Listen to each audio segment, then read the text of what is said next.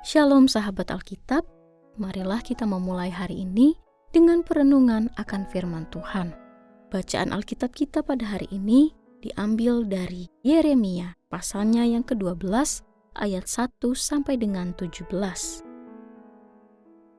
Engkau selalu benar ya Tuhan, bila mana aku berperkara dengan Engkau.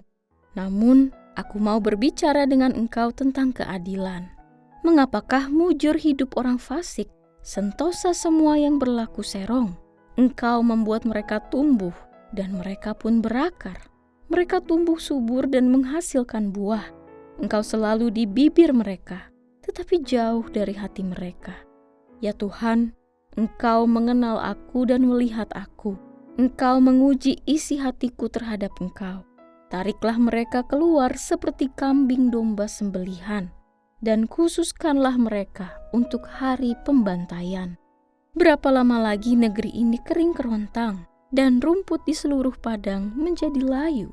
Karena kejahatan penduduknya, binatang dan burung habis lenyap, sebab mereka mengira, ia tidak akan melihat apa yang akhirnya kita alami. Jika engkau berlari dengan orang yang berlari, dan engkau dilelahkan, bagaimanakah engkau hendak berpacu dengan kuda? Jika engkau merasa tentram hanya di negeri yang damai, apakah yang akan kau perbuat di hutan belukar sungai Yordan? Sebab saudara-saudaramu dan kaum keluargamu malah berkhianat juga terhadap engkau. Mereka pun berteriak lantang di belakangmu. Janganlah mempercayai mereka, sekalipun mereka berkata manis kepadamu. Aku telah meninggalkan baitku dan mencampakkan milik pusakaku. Aku menyerahkan buah hatiku ke dalam tangan musuh-musuhnya. Milik pusakaku sudah menjadi seperti singa di hutan bagiku. Ia mengaum terhadap aku, sebab itu aku membencinya. Milik pusakaku sudah menjadi seperti burung pemangsa berbelang-belang terhadap aku. Burung pemangsa mengerumuninya. Ayo, kumpulkanlah segala binatang liar. Bawalah untuk menghabiskannya.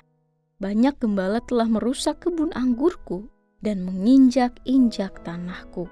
Mereka membuat tanahku yang indah menjadi padang gurun yang sunyi sepi. Ya, mereka telah membuatnya sunyi sepi dan berkabung di hadapanku. Sunyi sepi seluruh negeri itu, tetapi tidak seorang pun yang memperhatikannya. Para perusak telah datang melintasi segala bukit gundul di padang gurun. Sebab pedang Tuhan menelan korban dari ujung negeri yang satu ke ujung lainnya. Tidak ada damai sejahtera bagi segala yang hidup. Mereka menabur gandum, tetapi yang dituai semak duri. Mereka bersusah payah, tetapi usaha mereka tidak berguna. Mereka malu atas hasil yang diperoleh, akibat murka Tuhan yang menyala-nyala. Beginilah firman Tuhan. Mengenai semua tetanggaku yang jahat, bangsa-bangsa yang mengusik negeri yang telah kuberikan sebagai milik pusaka kepada umatku Israel. Sesungguhnya mereka akan kucabut dari tanah mereka, dan aku akan mencabut kaum Yehuda dari tengah-tengah mereka. Namun setelah aku mencabut mereka, aku akan menyayangi mereka kembali. Aku akan mengembalikan mereka masing-masing ke milik pusakanya dan negerinya. Jika mereka sungguh-sungguh mempelajari cara hidup umatku, sehingga bersumpah demi namaku, demi Tuhan yang hidup, sebagaimana mereka mengajar umatku untuk bersumpah demi Baal, maka mereka akan dibangun kembali di tengah-tengah umatku. Akan tetapi, jika mereka tidak mau mendengarkan, aku akan mencabut habis dan membinasakan bangsa itu. Demikianlah firman Tuhan. Sahabat Alkitab, pertanyaan yang diajukan oleh Nabi Yeremia pada ayat 1 mungkin merefleksikan kegelisahan kita. Ia berkata, mengapakah mujur hidup orang fasik, sentosa semua yang berlaku serong? Sebuah kegelisahan yang wajar mengingat degradasi moral, spiritualitas, dan kebangsaan yang menggerogoti Yehuda pada saat itu. Berkaca pada kondisi bangsa Indonesia, kita sungguh bisa merasakan kegelisahan Yeremia. Korupsi semakin merata, nepotisme seolah dibenarkan, kolusi menjadi praktek keseharian, dan segelintir orang di republik ini menguasai kekayaan yang sangat besar sehingga dapat mengontrol segala sesuatu.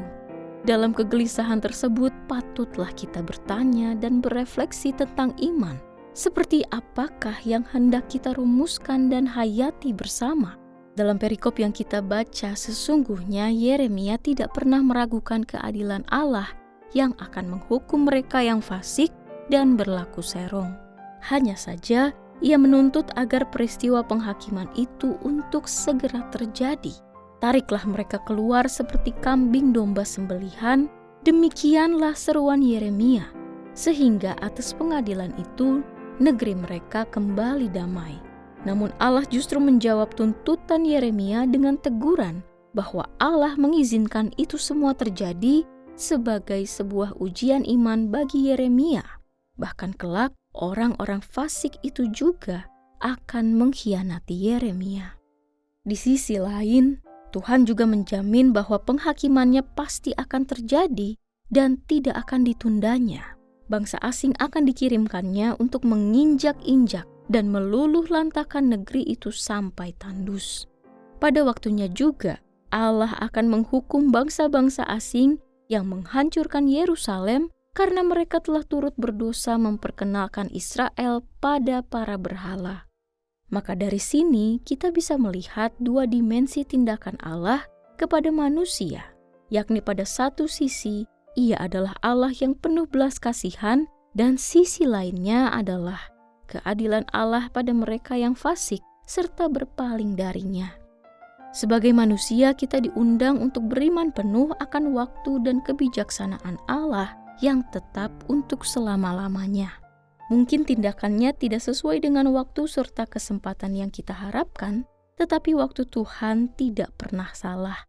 Bagian kita adalah menjalani kehidupan dengan mawas diri dan penuh ketaatan kepada sabdanya. Orang-orang fasik dan serong itu pasti akan mendapat ganjaran darinya. Mari kita berdoa. Bapa yang penuh belas kasih, ajarilah kami untuk percaya pada waktu dan kebijaksanaan-Mu. Ketika melihat ketidakadilan, mampukan kami tetap bersabar dan tidak kehilangan iman. Tolonglah kami hidup dalam ketaatan, menjaga hati dari kejahatan, serta menyerahkan segala pergumulan kepada-Mu sambil menantikan keadilan-Mu yang sempurna. Di dalam nama Tuhan Yesus kami berdoa. Amin.